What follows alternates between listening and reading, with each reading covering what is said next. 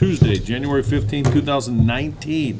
Brooklyn City Board of Education, regular meeting. Mr. Hoskin, can you please call the roll? Mr. Neal? Here. Mrs. Barcheck? Here. Mr. Singer? Here. Mr. Hennings? Here. Mr. Ober? Here. Please rise for the Pledge of Allegiance. I pledge allegiance to the flag of the United States of America and to the republic for which it stands, one nation, under God, indivisible, with liberty and justice for all. First order of business is going to be student achievement, the high school. I'm going to turn it over to Dr. Glykoff. Yes, this happy 2019 to everybody, and we cycle back around and we start our second semester and we have our high school having the student achievement report. So I'm going to invite Mr. Wingler forward, and I think he's going to talk a little about school culture and some of our student groups. All right. Give me the clicker. Good evening. So when I was here earlier in the fall, we talked a little bit about some of the exciting things that we were doing at the high school to change, just kind of bringing back that school spirit. So keeping with the theme of school culture for the year, I want to talk a little bit about some of the things we've added to the high school this year, at all of them at no cost, that have included student participation. We've had a lot of exciting things going on, and I think that they're worth talking about. Okay, debate club, brand new this year. Mr. Holko started a debate club. He'd like to have a club this year that transitions into a full-blown debate team. There are 12 students that initially joined. They're working on their skills. They've asked myself, Dr. Glykoff, Ms. Kalish, we are actually going to proctor some debates for them to work out. The long-term goal is for them to have an official debate team next year and go to competitions. Mr. Holko does this on his own. They created it, the students and Mr. Holko. Got the right guy. Yeah, he likes to talk. Yes, he does. You guys know about the stage crew, the pit theater. This year, 150 students. They have so many students that they're struggling sometimes to find things for them to do. Mr. Casper, participation again, up 25 students from last year. And if you guys know how hard they work, they spend a lot of time. Power of the Pen, with 12 students, we sent them down to Akron this past weekend to compete at St. Vincent St. Mary's against other kids. GSA, the Gay Student Alliance, they meet, 14 students meet weekly with a faculty advisor. Esports, there are 46 students. Esports, I've heard a lot, I've gotten a lot of feedback about this. What is esports? Isn't that just kids playing video games? The answer is yes, to some degree. But it's a new cutting edge kind of thing that schools are doing, that they're bringing these kids in for these esport tournaments, and kids are not just playing tournaments, but they're spending a lot of time at school. The state has recognized this as a future sporting event. There are like 10 schools now that are part of the state-sponsored esports, and it's something that I think is growing. We know the teenage boy crowd loves video games. This one was quite a big tournament right before break.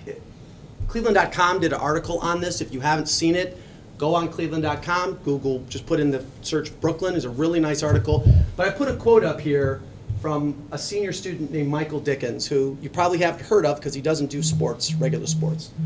And he talked about how he felt. I'll read this. To see my school bring this out and support it brings me so much enjoyment and happiness. Dickens said, it's finally time for the esports community to get support and exposure.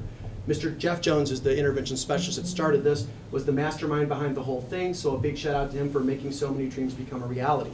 And I kind of highlighted this quote from the article because this kind of exemplifies the student that we're talking about. Dr. Glykoff and I have talked about this when Jeff brought us this idea. Meeting kids where they're at.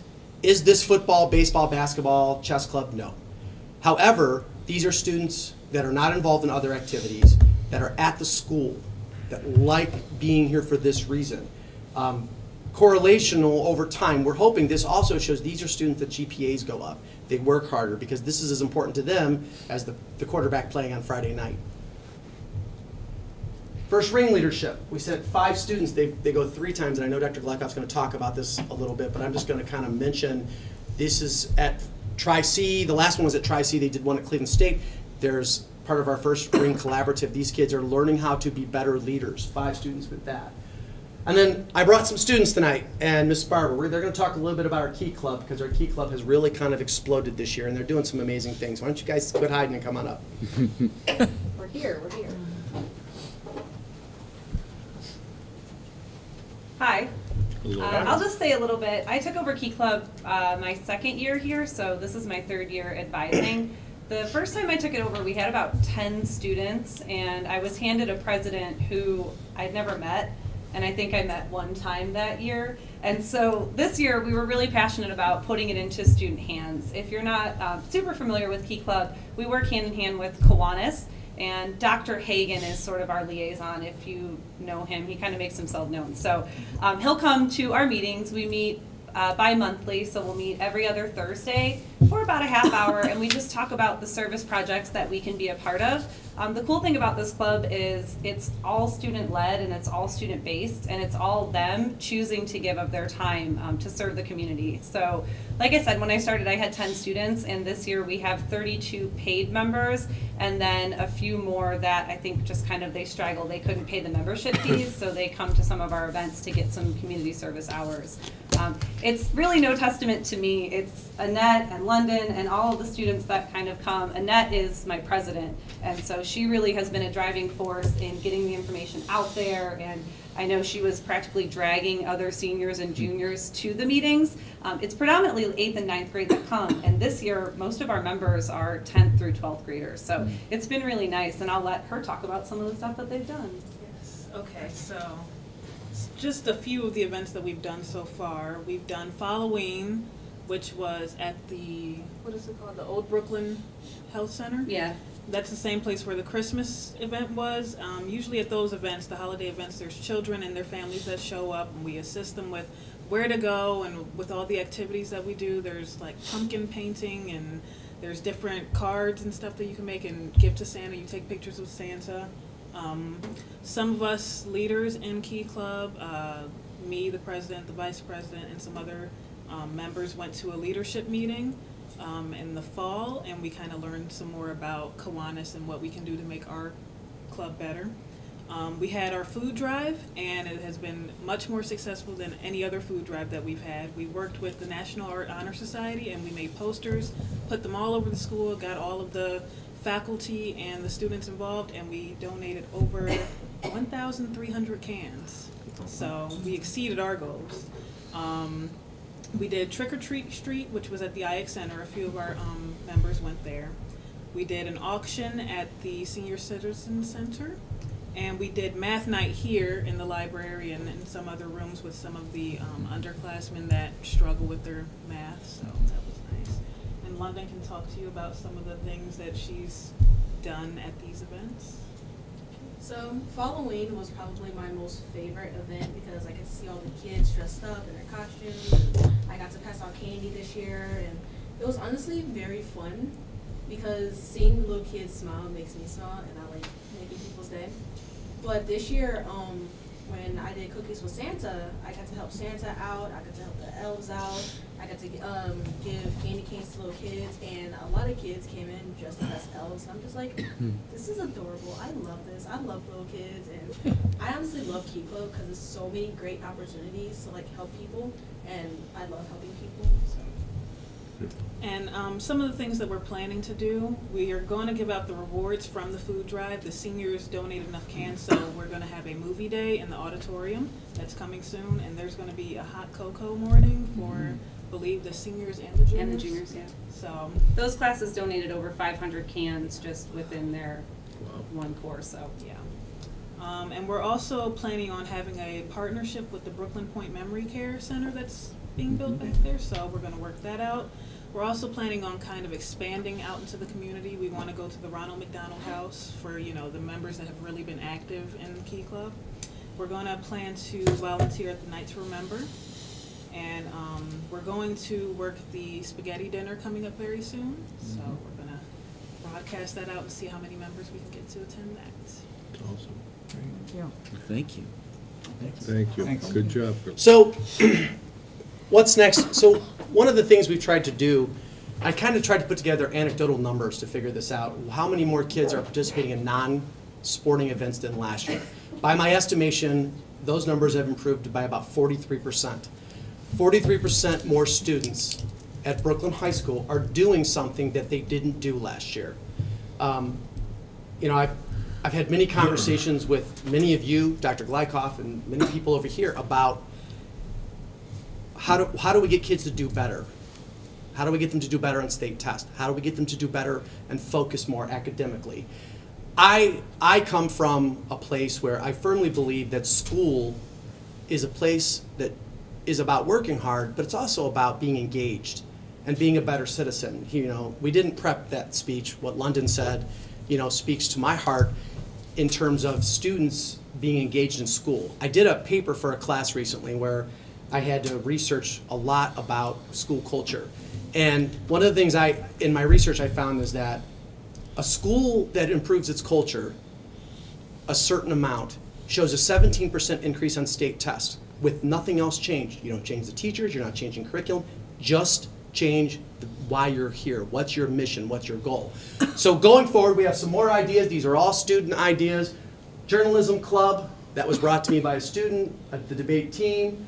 Yearbook club, as Mr. Hennings mentioned earlier, we're meeting about that very soon. And a history club, which starts this month. And I want to add that all of these items at this point, except for yearbook, there is an advisor, and the debate, these are teachers who are here, who are staying extra. And more teachers are volunteering to do that. The journalism club was brought to my attention with the teacher already on board to be here once a week, an extra 2 hours. The debate club is Mr. Holko, an extra hour and a half. And I think that that's part of that culture change. So that's kind of the highlight of what I wanted you to get a vision of what's going on at the high school to kind of bring kids in and include them more. Appreciate it. Thank you. Thank you. Thank you. Good job, ladies, good job. You know, kudos all the way around. I don't want to gloss everything that was said, but certainly I want to thank the young ladies for coming. You know, you really are what's good about Brooklyn schools and what we're proud about in terms of, you know, Brooklyn High School and what you represent. You know, teachers, Mr. Wingler, you know, what they've done in you know, I've just talked about the first part of the word I wrote down here, just involvement. And I think Mr. Wingler, you know, really put it spot on, and that is when kids are involved in school, that's their connection. I mean, how many times when I talk with seniors at the end of the year, I say, tell me about your favorite memories of Brooklyn High or Brooklyn schools. And unfortunately, none of them ever said, well, Glykov's English class.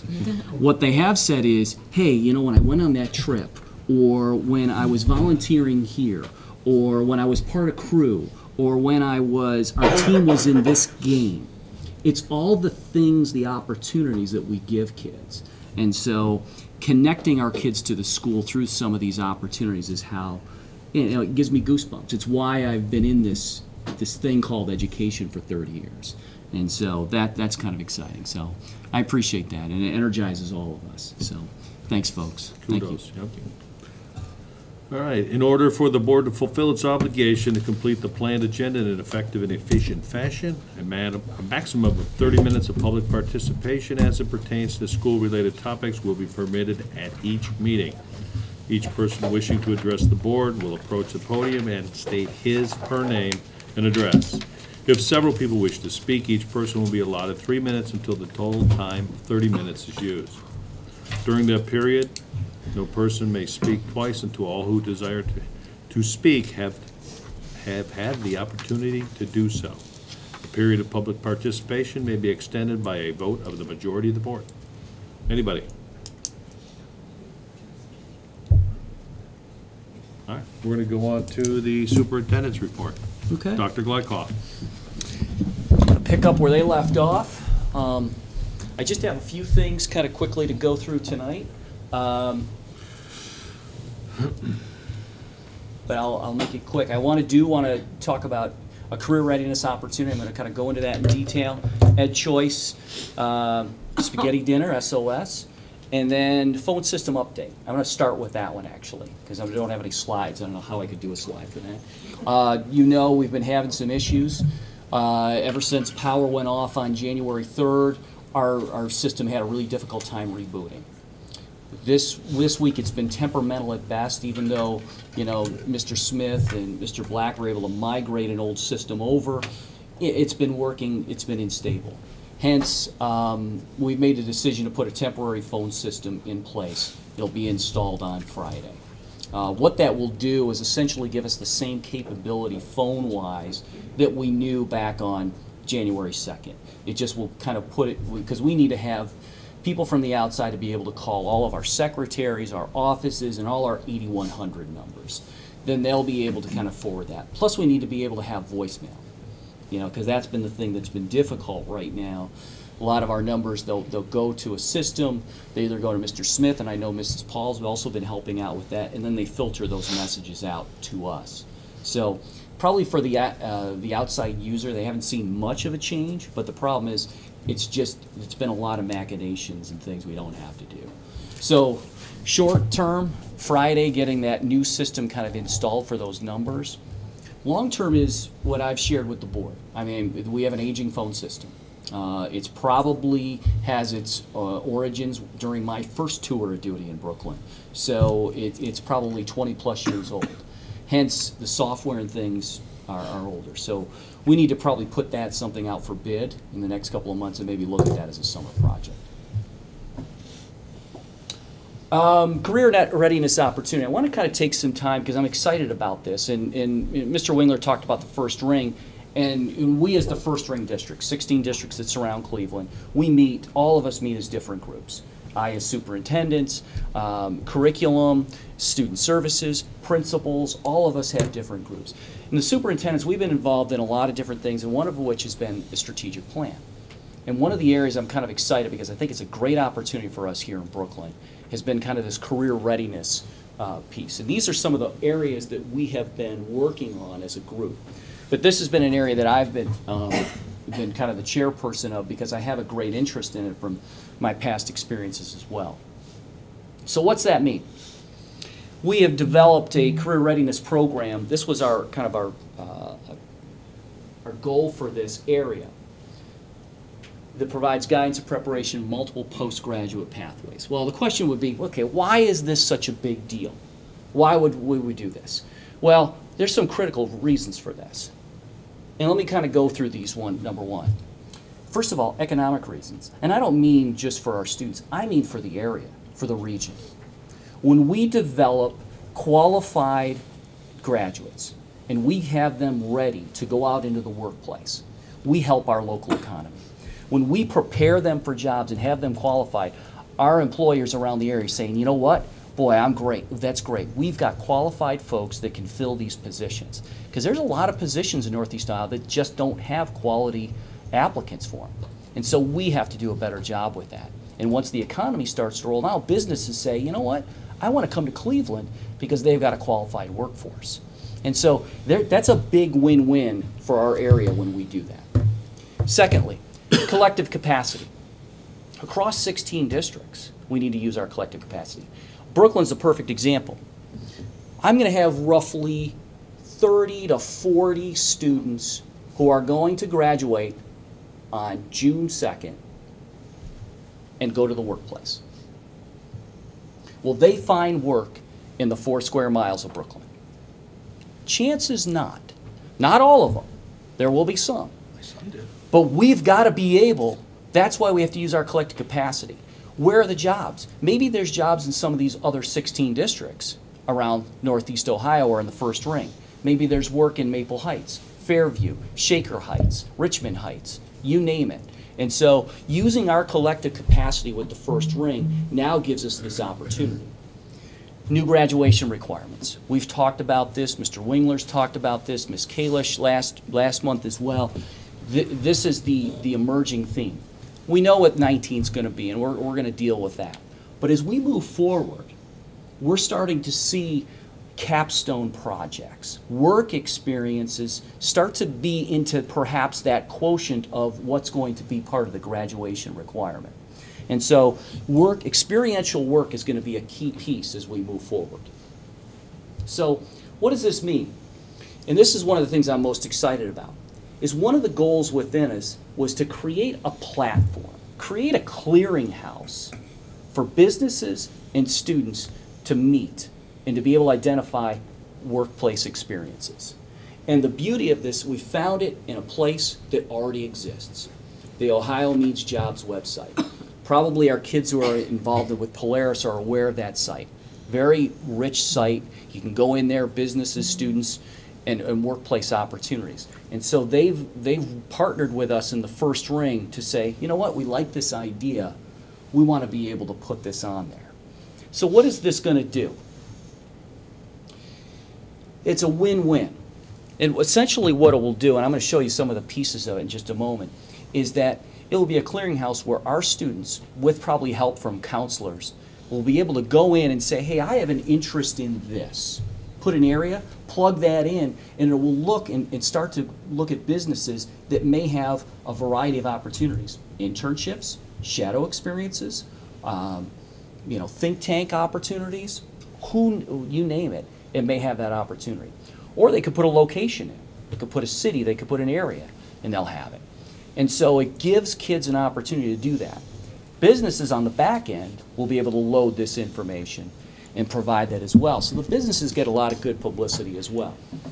So it'll become a tracking tool for it as well, and it'll be able to really kind of track the student interest in where they're going, and will push notification out to schools, which is a big thing. On the business side, what will happen is the opportunities are going to be organized in a variety of areas. So if you want to go in there, say there might be situations at the business itself. So here's what's available maybe at Lubrizol, for example. Or at the school location. Maybe businesses want to come out to the school and do something and provide some opportunity or some shadowing or do some talks with the kids or experiences. Or in the community itself. And so they're going to be organized in such a fashion that the kids can be able to look at those opportunities. What kind of opportunities will be up there? I named a couple before. But anything from job shadowing, mentoring, all the way down to a think tank opportunity. Now that's kind of an interesting one. I know that's a term we might throw out in education. It might be, here's a problem we're having within our business.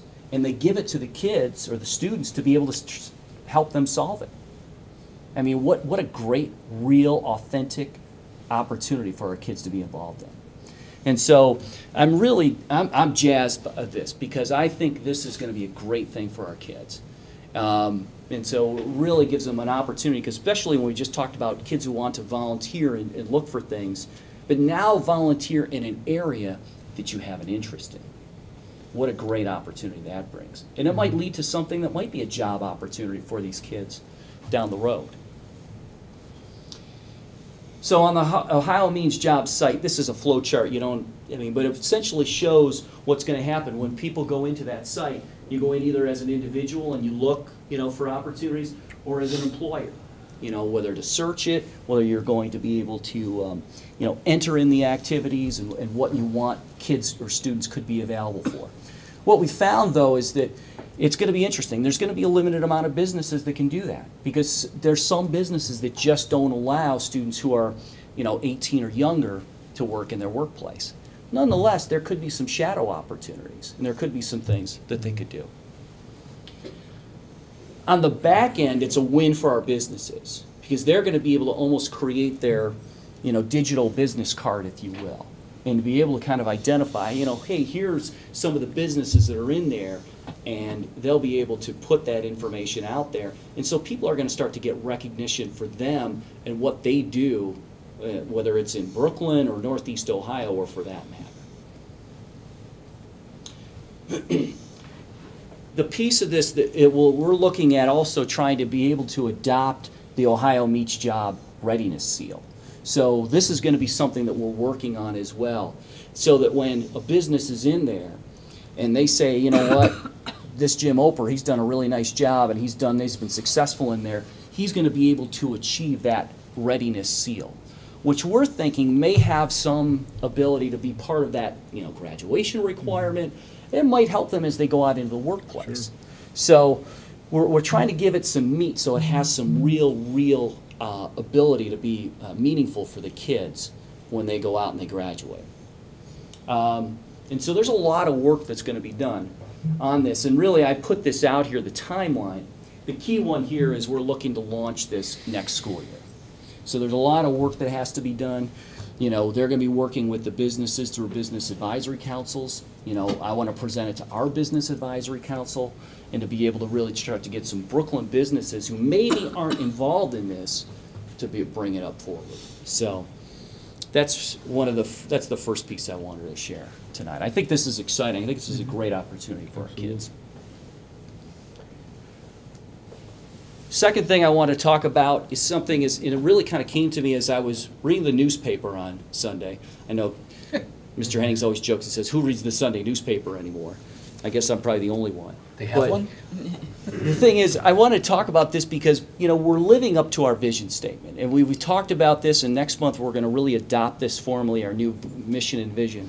But as we looked at that vision, you know, the Brooklyn City School District would be the school district of choice where academic success is fostered by community collaboration and diverse educational opportunities. A lot of words, what's that mean? And it kind of came all in a full circle for me on Sunday morning. As I was reading the front of the Metro, and if you saw this article, is voucher and charter expansion ahead.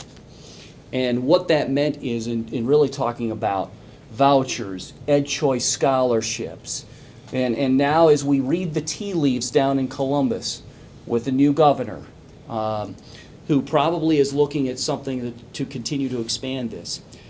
This always puts a little bit of trepidation in our hearts as superintendents. What do we need to do to best prepare our kids?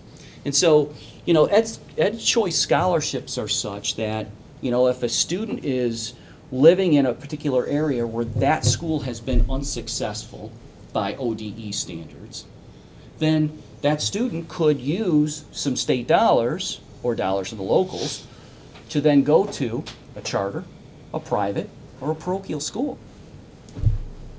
That's hard stuff. The numbers in this. Last year, or this current school year, there's 38 school districts that are charter eligible school districts. Meaning that they're school districts and they have schools within there that because of their scores, they do that. We all know about the Cleveland Scholarship. I mean, someone lives in the city of Cleveland, they've got probably $5,000 that they can spend and use towards another education. But this was the number that scared me. Next year, that number just exponentially goes up. There's actually 217 districts that have schools that are on this list, and I put ineffective in quotes because that's just by scores. But that's scary. Now, the good news. Brooklyn schools are performing well. As we have shared with you in the past, our scores continue to go up. Where others are not, ours continue to rise, and we are making improvements. And I'm excited about the work that is in front of us. Unfortunately, there are a lot of districts that are on that list that weren't on there in the past. I just talked about the first ring. 10 of the 16 districts have schools on there. Brooklyn is not, again, I will say that. We'll continue to do that. And so we're making, you know, I go back to something that Mr. Wingler said. We want to engage kids, but we know that's also how our success quotient goes up. And so, you know, I need to say this. Our schools are doing well, but we will stay vigilant. We must stay vigilant to the work. So this is a good segue from, you know, what Ms. Kalish and Ms. Seco said last month when they talked about some of the initiatives. What's that work include? Our literacy, elementary literacy. I'm not going to bore you with research. If a kid can read by 3rd grade, how successful they're going to be. Math instruction. What does that look like? How do we help kids with that and perform well? Continuous formative assessment on the learning standards. That's the critical part there. Not on the favorite book of Glykov in his English class, but on the learning standards. We got to make sure it's targeted. Creating that culture of feedback. Feedback for all. Our students, to our staff, our administrators, all of us, so that we get better. We continue to improve and get better. And obviously, high expectations for all. And so, when I read this and I looked at this, I started thinking, you know what? Our work, we're doing the right things. And we're going to continue that, but we know we have a lot of work ahead of us. And we need to continue to work that. So that was my second point I wanted to say tonight. Now, to just kind of a more of a commercial, support our schools. It's great that we've got some students who want to help us out with that. They've mentioned that. But this is a big thing that's coming up for Support Our Schools, the Levy Committee, and I'm really kind of plugging it for them here. They've set a date, February 23rd, next month, to have that the Support Our Schools dinner. That is the main fundraiser for the Levy Committee. I think last year they raised somewhere about $4,000, maybe $5,000 at this event alone. Served nearly 300 spaghetti meals. That's going to be in the cafeteria dinner. We're looking at student entertainment, raffle baskets, and certainly fun. It'll really be a celebration of what is good about Brooklyn. You saw that you've got tickets there. Tickets are now available in all our offices. You've got them here as well, where all of us as administrators have them. We're all each going to try to get 10 sold of that. So I wanted to really make a plug for that because that's a big, big event. So and we're going to make sure the advertising is out on that so that people are aware of it. And I do have one last thing, but I couldn't share this with you ahead of time, but obviously this month is Board of Education Recognition Month. This is a month where we say thanks to our Board of Education members for all their service. And Mr. Hoskin and I wanted to present each of you with a certificate, talk about the fact that you've all served on this board for a number of years. Mr. Neal, share a certificate with you. You've been a board member for 9 years now, so we appreciate all that service. Appreciate that. Mrs. Barczyk, 9 years and 6 months of service. Thank you very much.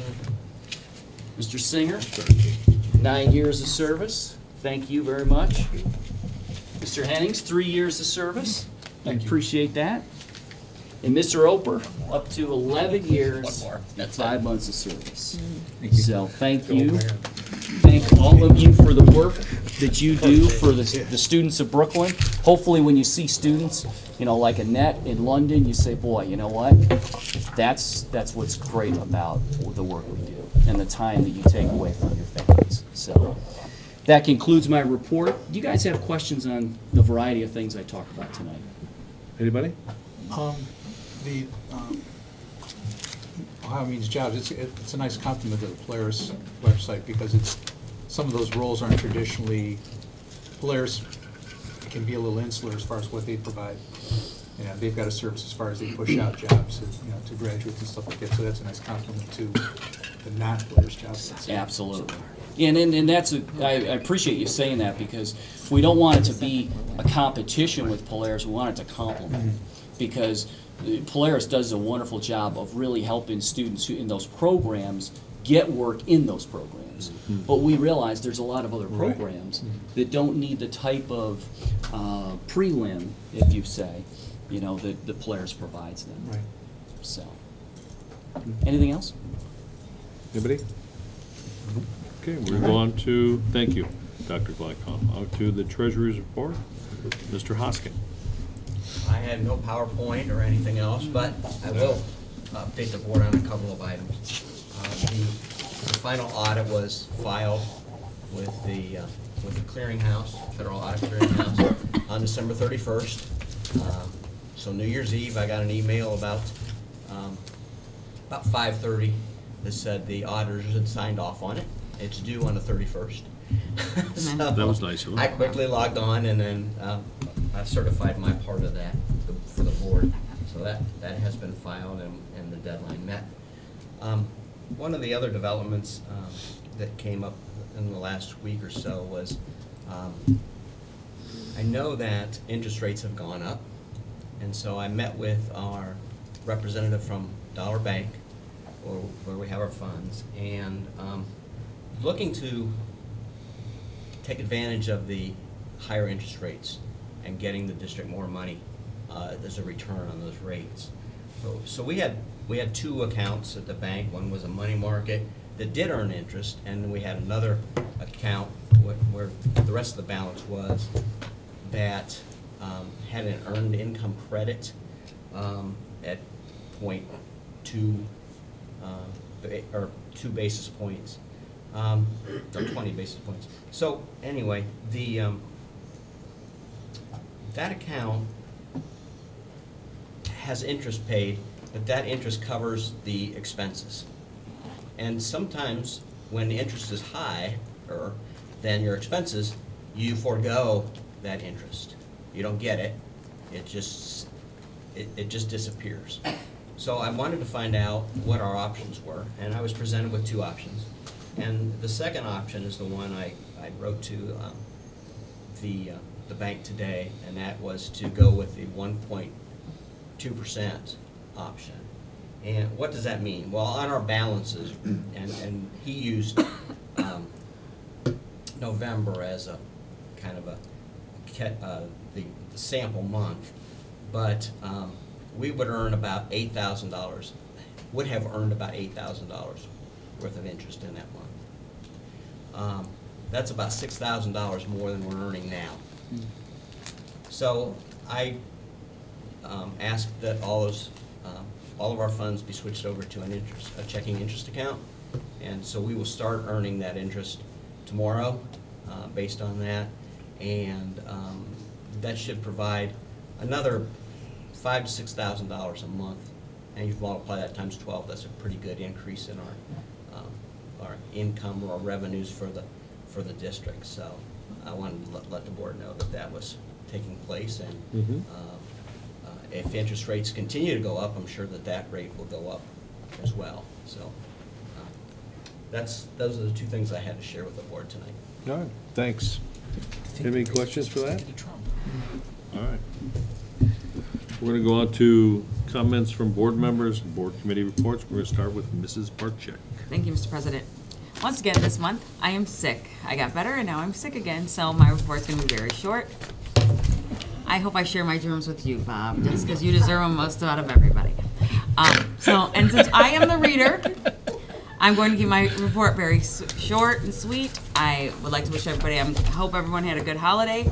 I would like to wish good luck to the kids who are competing right now, the 8th graders. Bob's keeping us updated on the score of what our 8th graders are doing in their tournament. And for all the students, I want to congratulate the students with the power of the pen and all the kids that are working hard for the play that's going to be in March. So I hope everyone has a happy Valentine's Day. And Mr. President, you can have it back before I start coughing hysterically. Does anybody, before you go, want to trade with Bonnie today? To read? No, I'm fine. I can do it. You sure? I got it. You want me to do it? I I'll do it. No, I got it. Sure. I'll do it. I We're was trying to get you on it. You want to do it just so you can blow your germs at me, don't you? Exactly. I All hope right. out of everybody I get you sick. That's the one I want to get sick. All right, thanks. Want me to get sick? Bring out the Lysol. I thought I Yeah. was sick. We're going to go on to Mr. Singer. Thank you, Mr. President. I want to wish everybody a happy new year as well. And I'd like to congratulate our 8th grade team for their winning record. Wish them much success in future competition. Duly noted. Principal Wingler, I want to commend you and your team for the initiatives that you presented tonight. It's nice that our students have outlets other than just athletic sports. You know, it's good to see. I'm not sure if you engaged the Toastmasters organization and a debate team, but if you want more information, give me a call, let me know. They're a good organization to use for judging on the debate teams. But I like what you're doing. And I think we've had this conversation before, but as a parent and a board member, I've noticed the dramatic decrease in some of the episodes the negative episodes at schools and the bullying and stuff like that. It's really been dramatic as far as the decrease from my perspective. I just don't see the kids with all that stress as much as I did before. And it's nice to see, it's very refreshing to see that. And better yet, it's nice to see the kids are getting engaged also in the community. I think that's very, very important. A lot of people don't know this story. I happened to meet the Monahan brothers. I don't know if you had that name, rings a bell. I was up, when I was in the JCs, they were up in the Detroit area, and they were members of the JC chapter. And they came up with a concept for a JC project, which actually started as a key project when they were in high school. They had a little Volkswagen Bug, which barely ran, but what they did was, on Thanksgiving, they delivered Thanksgiving dinners for a set price to families that didn't want to cook. And they traded in the Volkswagen, borrowed some money from family, decided to use the same concept for pizza.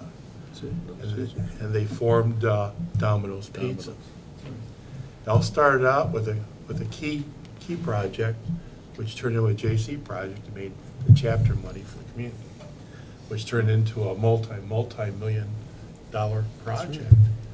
So when I see the young ladies come up, talk about some of the activities that they get into, you just never know. But the important thing is that we give them the opportunities to fail, because some projects succeed, some projects fail. But if you look at the history and the profile of many successful people in our American history, many have failed before they succeeded. But if they don't get the taste of trying, and we see that with the kids in the Key Club and some of the other groups that, whether it's a debate team or journalism team, I think that's a great opportunity for them to learn before they graduate failure and how to deal with it and how to turn that failure into success. So I commend you on that one.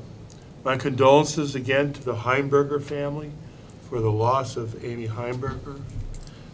Amy was a Brooklyn graduate and also a former math teacher here. I think she taught, Dr. Mark was here as well. Amy succumbed to cancer at the age of 47.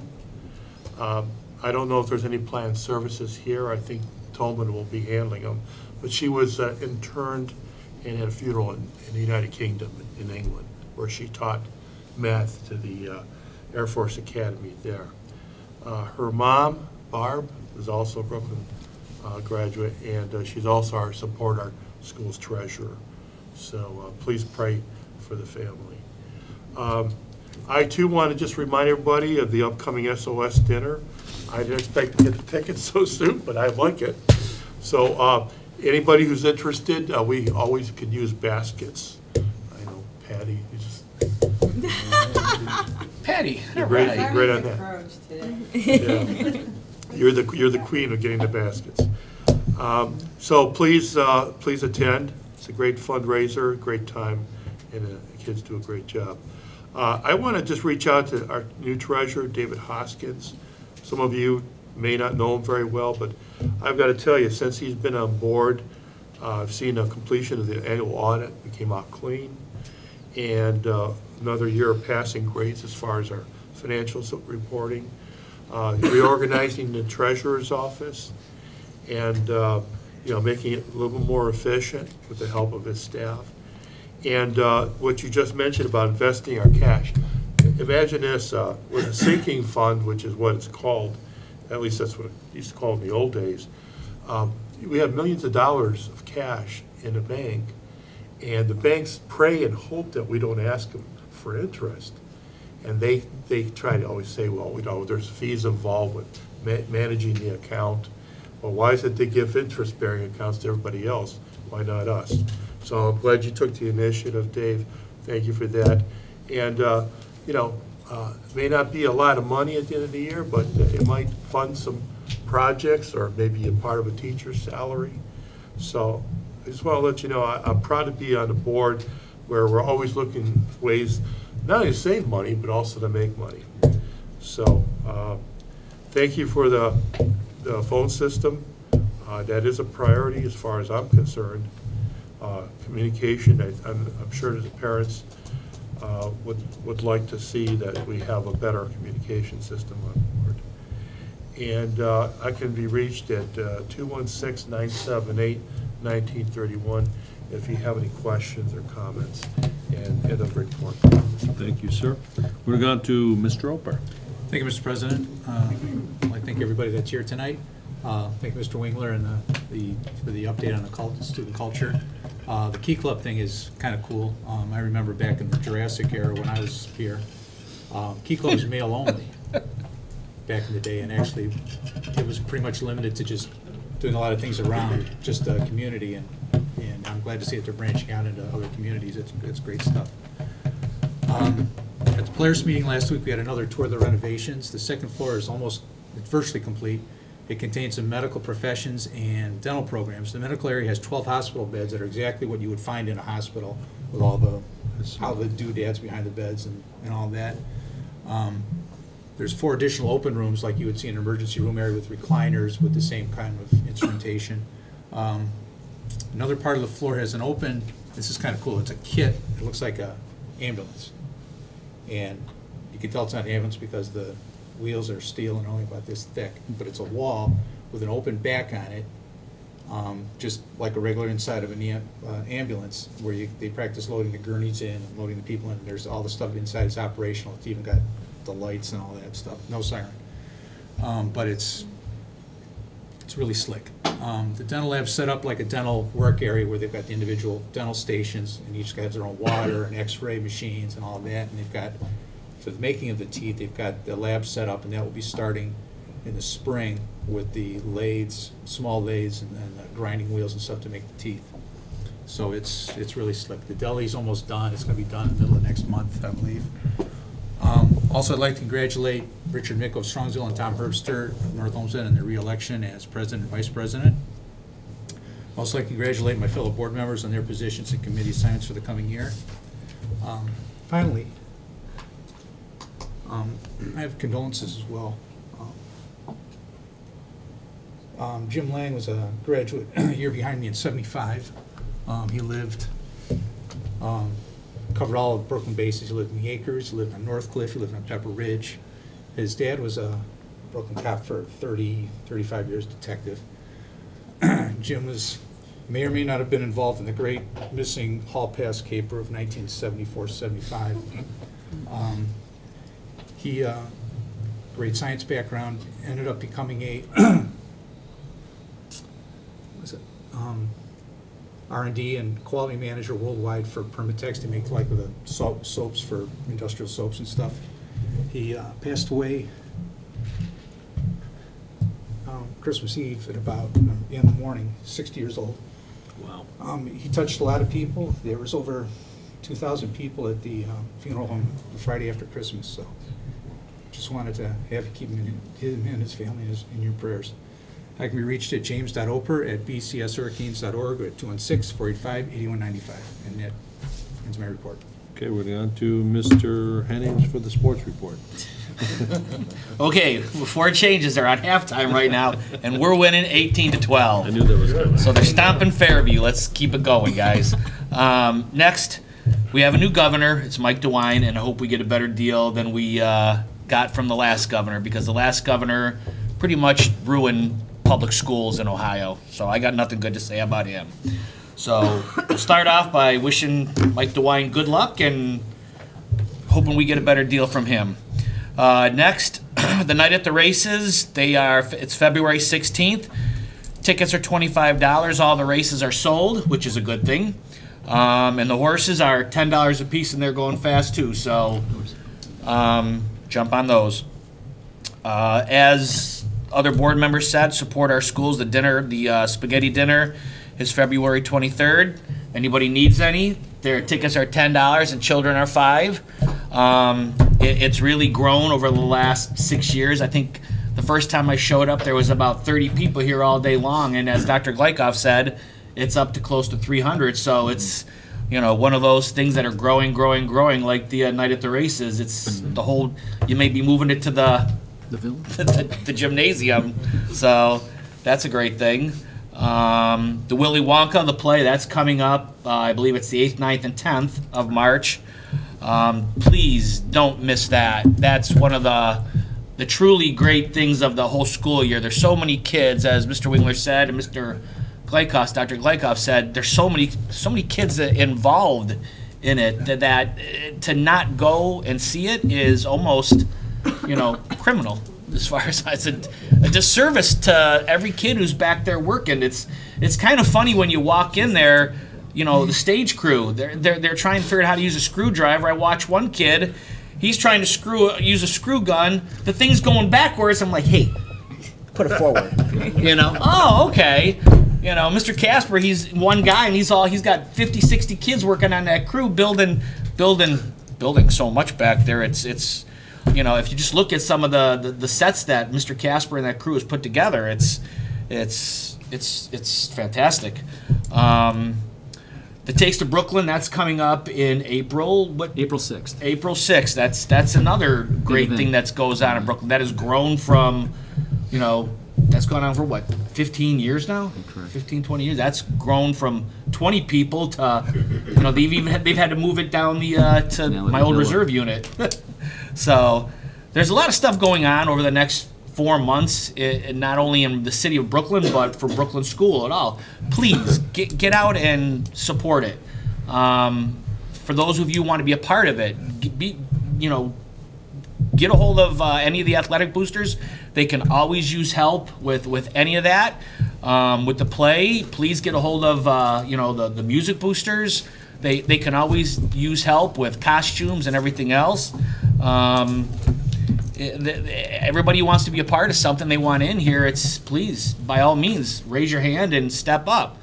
You know, I'm really grateful to see that they got a yearbook committee now. It's fantastic. It's, you know, I haven't seen so much stuff going on here during the day and at night since from back in the 80s. This place is hot at night here. I'm telling you, come on up. You're going to see a football game, a basketball game, you know. Of some sort. There's always something going on up here. The last thing we want to do is stop the momentum. Everybody's right. You keep these kids motivated, that, you know, they're going to do better in school, and the scores have shown it. So keep it going. That's all I got to say. Get a score? No. Get a score? Is it still? Just kidding. It was Still halftime. See what happens. All right. I'd like to welcome Mr. Wingler. Thank No, you nothing for your yet. presentation. Thank the ladies. They did a wonderful job. A lot of great things going on. I was here for probably through the school last week for about 2 hours, and there are a lot of good things that go on here. There really, truly are. A lot of good kids. I stop in every classroom and stop and say da-da-da. I was in a government class, and we had conversation about all that stuff and how you get involved and all that stuff. It's really cool. Just want to let know my fellow board members of this Thursday, I'll be meeting with Mr. Wingler and Mr. Verba, Athletic Handbook, Code of Conduct. I'll give you an update on that as well, too. We got a bunch of stuff that we've put together. We're gonna have a nice conversation, so we'll keep that moving in the right direction. After that, I would like to thank and appreciate everything everybody does for the kids certified, and appreciation for your board participation. People think we make lots and lots of money. For what we do. But it's not about the money. It's the heart and soul that we put into this. So I want to thank Dr. Glykoff, Mr. Hoskins for their help too, because we have some late meetings. We do have some, I want to say, confrontational conversation, but it's not terrible. You know what I mean? But it's sometimes we're here very late to try and get some things squared away. They've only called the police once. Yeah. We had ordered pizza twice, that's all.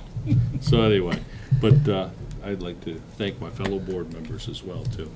All right. We're going to go on to Finance Committee report and recommendation. It's going to be, the reader tonight is going to be to Mrs. Barczyk. Thank you. Before we go on, does the Finance Committee report out?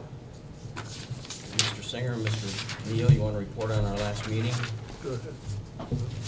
And Well, then You got it. Dr. Glykoff and I can fill in if, Yeah, fill the blanks, I've missed it. Well, the Finance Committee we met on Friday, January 11th. We went over the 5-year forecast, a discussion over that.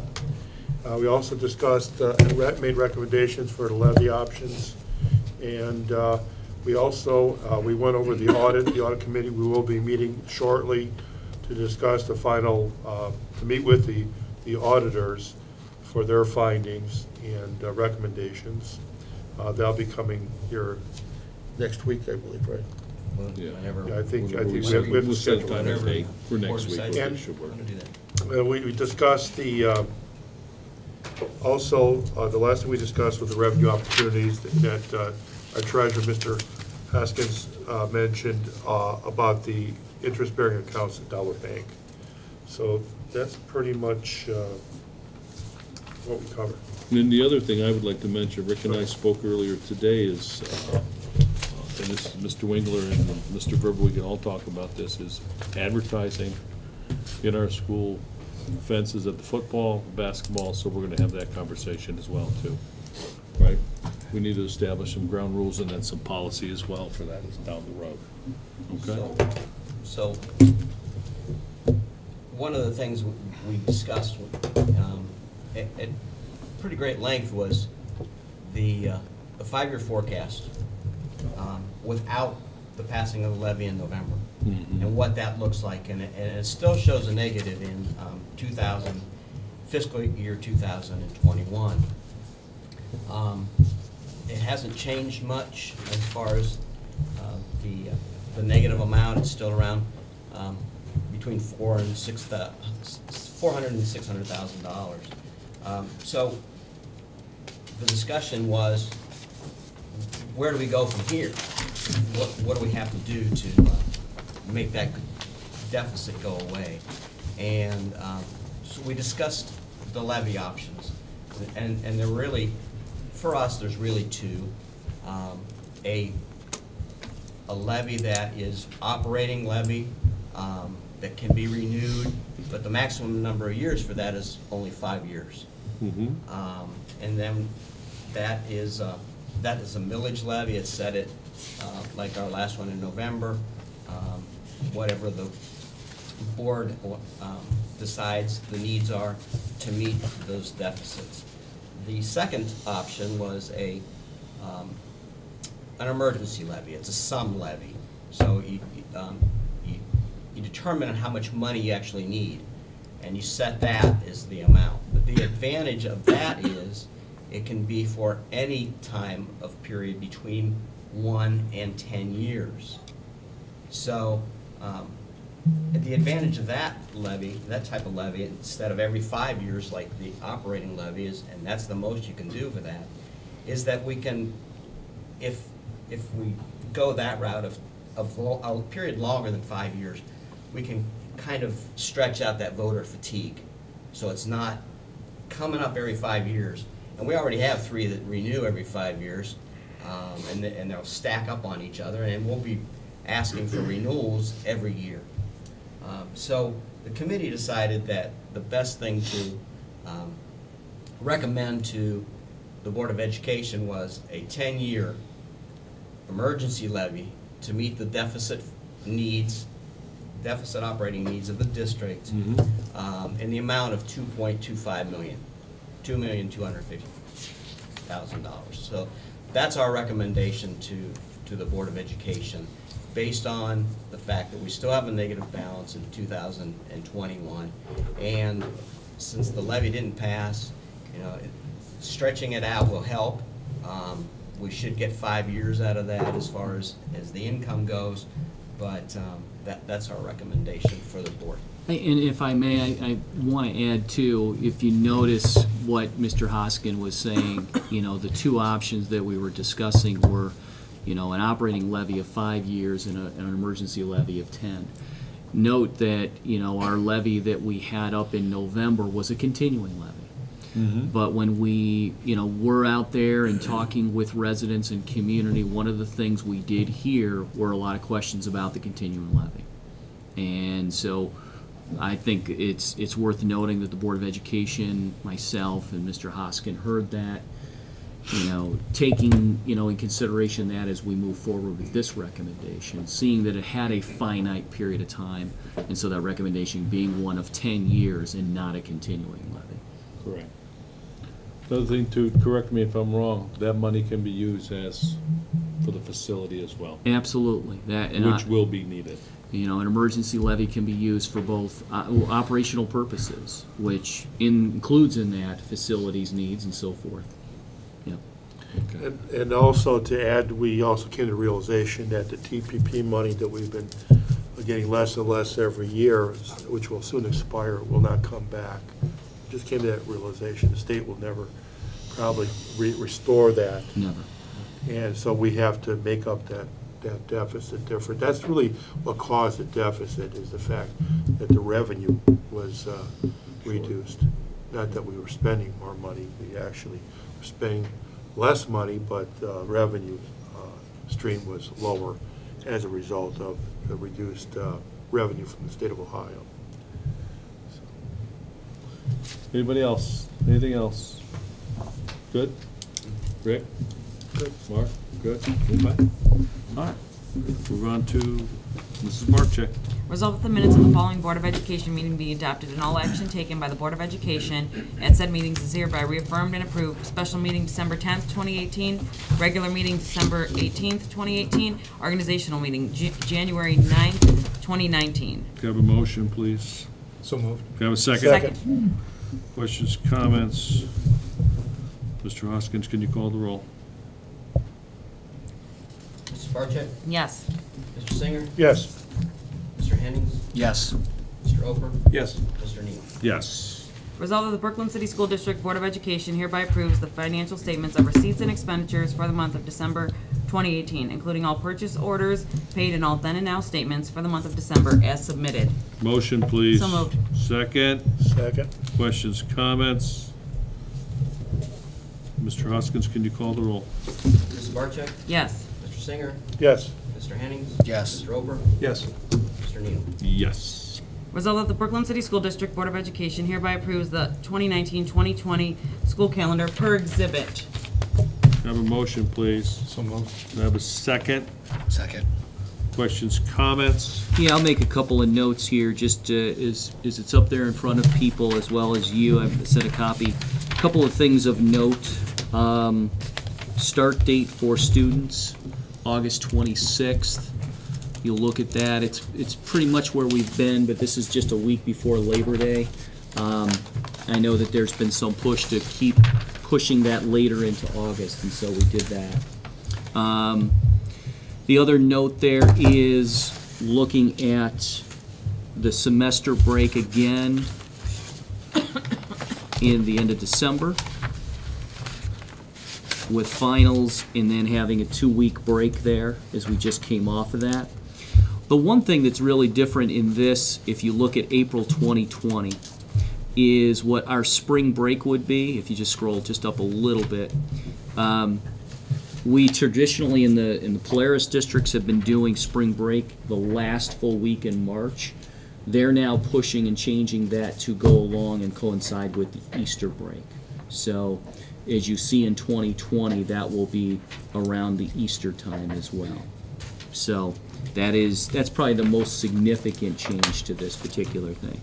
And again, last day looking at June 4th. We are working right now and talking with the association about adding an additional in-service day. As you'll note there, we are not having, there's 4 of those late starts that we have had. We found that those are can be disruptive to a variety of folks, and so but we want to recapture that in-service day, so we're working with the association about that. So there may be a modification about this coming up, but it would only change one day within the calendar. The start day, the end day, the breaks would not change. So. When did we start last year? Was it August 20th, 21st? Yeah, I think it was the third weekend. Week earlier? Yeah, it was probably about a week earlier. I think we had 2 weeks of instruction before Labor Day. What's going on with the legislation to start after? Yeah, it hasn't really gotten much traction.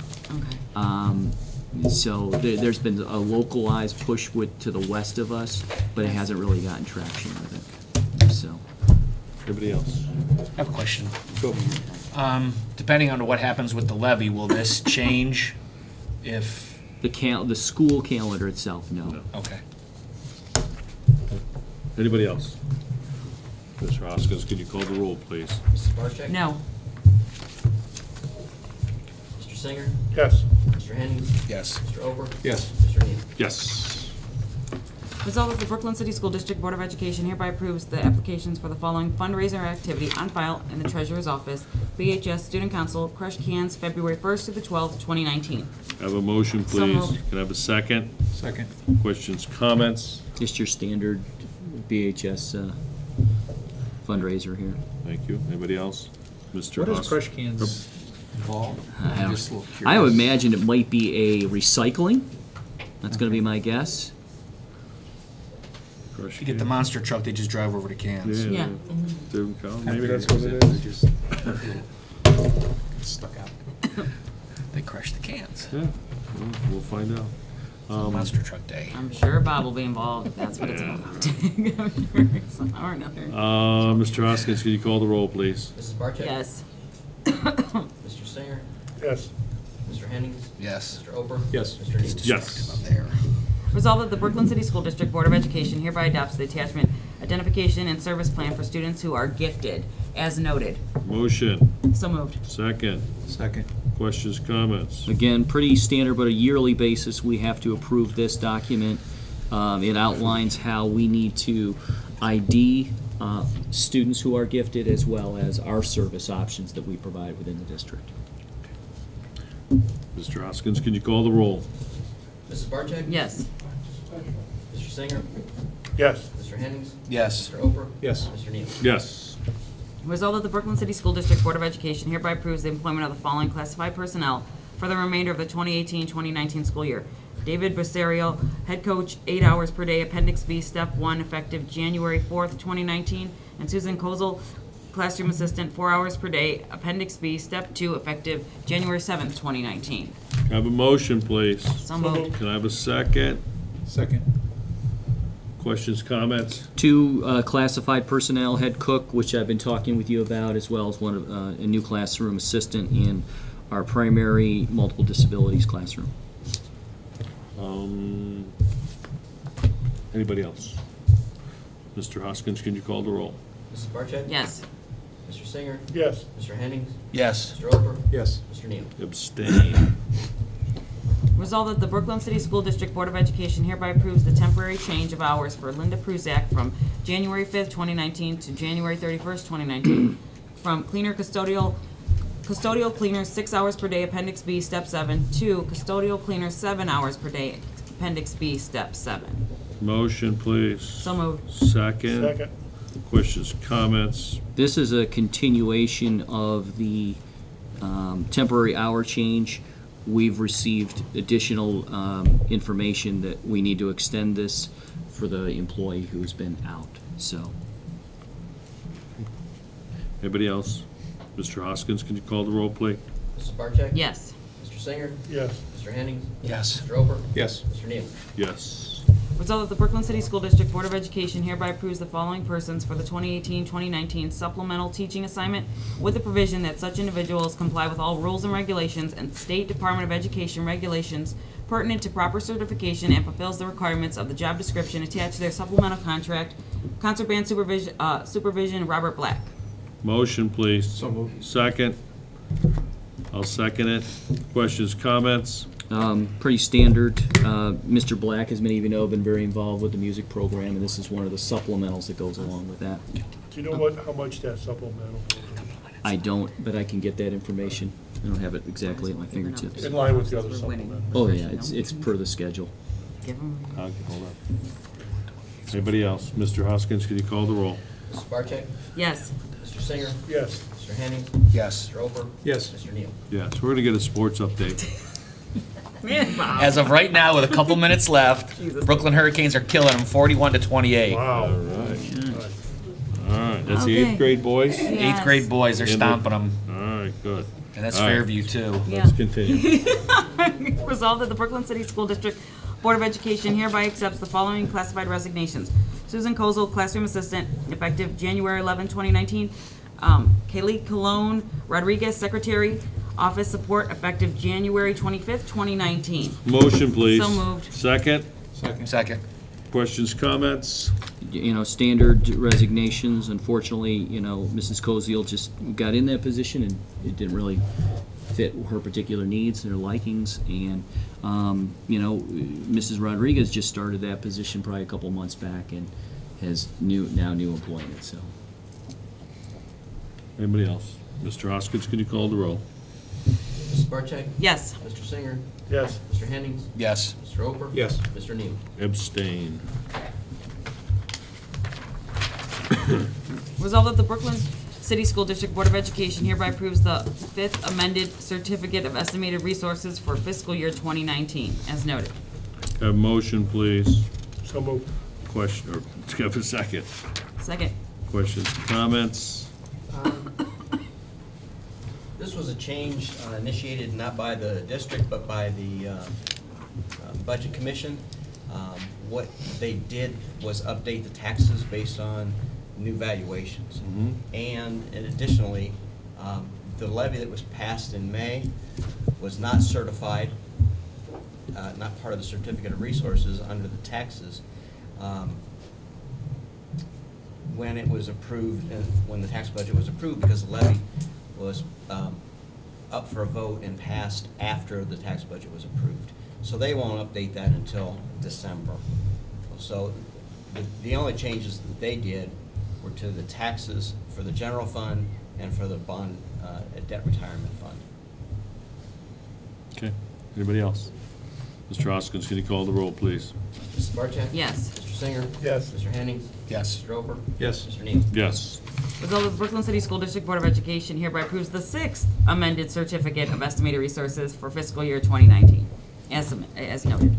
Motion, please. So moved. Second. Second. Questions, Right, comments? so you might ask why we had a 5th and then we had a 6th. I initiated the 6th one because when I went to update the taxes, I noticed that they had not reported the enterprise funds correctly. So they missed an update back in October.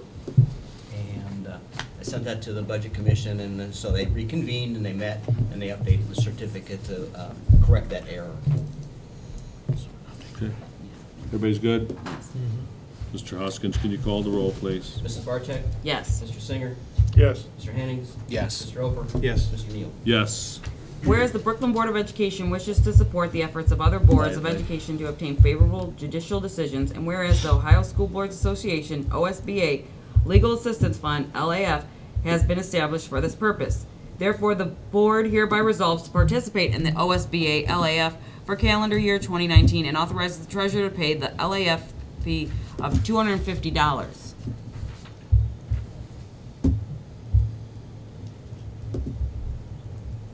Motion.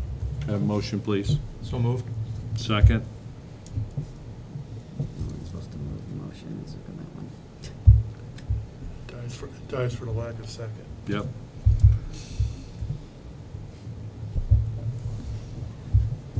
Nobody second? Die on the vine. We won. And we've got our All right, sports yeah, update, yeah. and we've. We won. 45 to 31. All right. Good Okay. job. Resolved that the minutes of the September, Finance Committee? okay. September. Resolved that the minutes of the September 26, 2018 Finance Committee meeting be accepted. Motion, please. So moved. Can I have a second? Second. Questions, comments? This is just to memorialize the meeting. You're not accepting the minutes, but, I mean, approving the minutes that we did that in Just committee, accepted it. but you're just accepting it for the record. And that would be part of the official record of the board. Thank you. Anybody else? Mr. Hoskins, can you call the roll? Mrs. Barcheck? Yes. Mr. Singer? Yes. Mr. Hennings? Yes. Mr. Ober? Yes. Mr. Neal? Yes. New emergency levy resolution requesting the county fiscal officers the certification of valuation and millage required as noted. Wait, no, shouldn't you read for No, everybody else? I will not. You don't want to do that one. Can I have a motion? I would hope I get you so sick if I had to read that. So moved. Can I have a second? Second. Questions, comments, conversation? I like some Dr. Glykoff? Is any of this? So essentially, this is the resolution that says, you know, if you pass it, that you say to, you know, Mr. Hoskin, go to the county auditor, determine Certified. what this is gonna be, what the millage is gonna be, and so forth. First reading? First reading on that, and then if he would come back with that in a timely fashion, we would then, so move, approve it a second time, and we would be on the ballot in May. I will submit this after the meeting. The commission, hopefully, or the auditor's office, hopefully can get us back the millage rate that would be equivalent to $2.25 million. And then we would hopefully have all that information to have the second resolution, which means that it's presented to the Board of Elections at our meeting next Wednesday. We will also be having educational classes on our levy presentation in the near future. After the resolution is passed for the second time, we'll probably start lining up times, Yeah, dates, places. Obviously, don't want to put the cart before the horse, but Correct. But we would probably plan on some community sessions again in February, March, and April. So, Anybody else? Rick? Jim? Bonnie? Bob? Everybody's good? All right, can we, Mr. Hoskins, can you call the roll? Mrs. Barcheck? Yes. Mr. Singer? Yes. Mr. Henning? Yes. Mr. Ober? Yes. Mr. Neal? Yes. Do we have any correspondence-related action information? I do not have any, Mr. President. Reminder of, any other business? Just a reminder that we have set 2 meetings a month, correct? Please make sure you check your schedules. Those will be posted on the website, I hope, as well, or Correct. should be. We also, and I just want to, we as a board have tried to make our committee meetings more fluent. So there will be a chart up, a Monday, a regular meeting on a domestic violence committee report, or whenever it is. So we'll try to add those as far as onto the calendar. I'd like to see that as well, too. We get some people that, don't have a problem coming at 8:15 in the morning for finance committee meeting, that's fine, too. I sent out the calendar, the board meeting calendar to all staff members. Okay, good. I think if anybody else would like to see that calendar, I'd say maybe send Mr. Hoskins an email as well, too. Has it been All right. posted? We Yeah. can get you at some of our committee reports, that's not a bad thing. It'll be on the website tomorrow Okay, as well. great. I appreciate that. The announcement of the next regular meeting of the Board of Education is, not that, Wednesday, January 20, well, I was reading 15. January 23rd, 2019, in the Treasurers Conference Room located in the Board of Education offices, 9200 Bidoff Road, Brooklyn, Ohio, 6 p.m. That's a Wednesday, if I didn't say Wednesday. Motion to adjourn. So moved. Can I have a second? Second. Questions, comments? Congratulations, Brooklyn, Yeah. on your win. Yeah, way to go, 8th graders. Nice job. Mr. Hoskins, can you call the roll? Mrs. Barcheck? Yes. Mr. Singer? Yes. Mr. Henning? Yes. Mr. Ober? Yes. Mr. Neal? Yes.